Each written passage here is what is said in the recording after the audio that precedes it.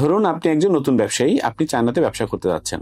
আপনি যখন চায়নাতে ব্যবসা করতে যাবেন, চাইনিজরা কিন্তু আপনাকে নতুন হিসেবে যদি ট্রিট করতে পারে, তাহলে যেরকম ব্যবহার করবে, এবং আপনি যদি একজন পুরনো ব্যবসায়ী হয়, তাহলে কিন্তু আপনার সাথে সেই ধরনের ব্যবহার করবেন না।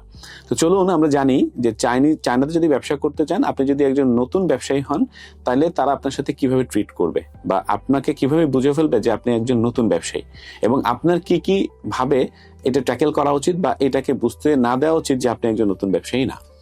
আচ্ছা, ধরে নিলাম আপনি একটা প্রোডাক্ট কিনতে চাচ্ছেন। আমি যদি বলি যে আমার কাছে একটা মাইক্রোফোন আছে, ঠিক আছে, যেটা নিয়ে আমি এখন কথা বলছি। আপনি যদি এই প্রোডাক্টটা নিয়ে কাজ করতে চান, তাহলে আপনি কি করবেন? সাধারণত চাইবেন একটা স্যাম্পল আনার জন্য।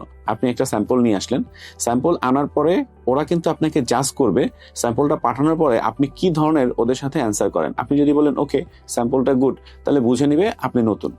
আর যদি আপনি এই স্যাম্পলটা নিয়ে একদম ডেপথ কোশ্চেন করেন, অর্থাৎ আপনি যদি স্যাম্পলটা নিয়ে অ্যানালাইসিস করেন, এটা কি ম্যাটেরিয়াল দিয়ে তৈরি, এটা প্লাস্টিক নাকি আপনার আয়রন নাকি স্টিল, কোন ধরনের ম্যাটেরিয়ালস, সে কতদিন এটাকে ব্যবহার করতে পারবে, এটার ওয়ারেন্টি গ্যারেন্টি কি আছে, এটা কেন ভালো কাজ করে, এটার কম্পিউটার যে প্রোডাক্ট সেই প্রোডাক্টটা কেমন আছে, এইটার প্রাইস কেমন, কম্পিউটার প্রাইস কেমন, এবং আপনার এই বিষয়গুলো, অর্থাৎ যত ডেপথ নলেজ আছে, যত রিসার্চ আছে, সব রিসার্চগুলো নিয়ে যদি আপনি আপনার ক্লায়েন্টকে, অর্থাৎ আপনি যার কাছ থেকে প্রোডাক্ট কিনছেন, সোর্স করছেন, তার কাছে যদি আপনি জানতে চান, তাহলে সে বুঝে নেবে যে আপনি নতুন না, আপনি অবশ্যই পুরানো এবং আপনি প্রোডাক্ট নলেজ সম্পর্কে যথেষ্ট ধারণা রাখেন।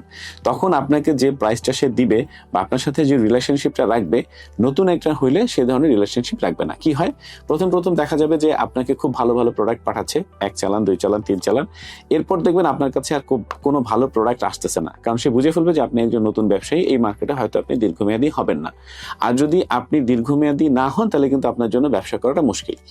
সেই কারণেই আপনাকে এই ধরনের কাজগুলো জানার জন্য, প্রোডাক্ট রিসার্চ যদি আপনি না জানেন, কিভাবে ডেপথ রিসার্চ করতে হয় এবং আপনি ক্লায়েন্টের সাথে কিভাবে কাজ করবেন, অর্থাৎ আপনার যে বায়ার আছে বা আপনার যে সেলার আছে, তার সাথে আপনি কিভাবে কাজ করবেন, তাহলে কিন্তু আপনাকে একেবারে রাঘব বলরা যারা আছে, বলতে গেলে আপনাকে একদম মার্কেট থেকে নাই করে ফেলতে পারে বা নাই হয়ে যায় বেশিরভাগ ক্ষেত্রেই।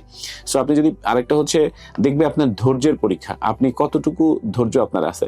আপনি দেখবেন আপনার সাথে প্রথম পর্যায়ে বেশ ভালো রিলেশনশিপ রাখছে, খুব কমিউনিকেশন করছে, এরপর মাঝখানে সে স্লো হয়ে যাচ্ছে।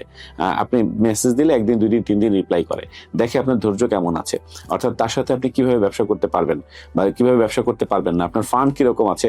ওরা কিন্তু এই জিনিসগুলা, ওরা দীর্ঘমেয়াদী ব্যবসা করার কারণে ওরা ক্লায়েন্ট দেখলে, ক্লায়েন্টের সাথে প্রশ্ন করলে, ক্লায়েন্টের সাথে রিলেশন করলে রাখলেই বুঝতে পারে যে এই ক্লায়েন্টটা কেমন হবে, এই ক্লায়েন্টরা কি ধরনের বিজনেস করবে বা কতদিন তার সাথে কন্টিনিউ করতে পারে, এবং সে কি পরিমাণ রেভিনিউ জেনারেট করে দিতে পারে তাদেরকে।